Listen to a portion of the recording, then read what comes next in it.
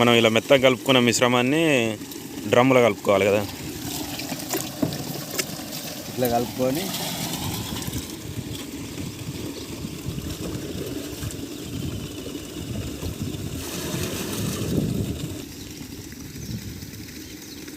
పప్పుల పిండి ఏదైనా 2 బద్దలు కలిగిన పప్పుల పిండి కదా. పిండి నేను 3 రకాలుగా 3 రకాల పప్పుల పిండి కలిపి తీసుకున్నాం. అయితే పోషకాలు ఎక్కువ ఉండాలని కలుపుకొని మనం పండించిన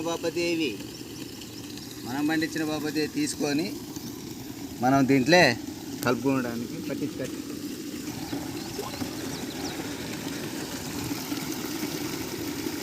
మనం 2 రకాల పప్పుల పిండి ఏదైనా సరే, శనగపిండి, కందిపిండి, పెసరపిండి ఏదైనా సరే మనకు 2 విధాల పప్పు అనేది కలిగి ఉండాలి మనకు. అదే మనకు పండినాయి అని లేకుంటే ఏమైందంటే ఒక శనగపిండి ప్యాకెట్లో తీసుకొచ్చి కలిపేది ఇంత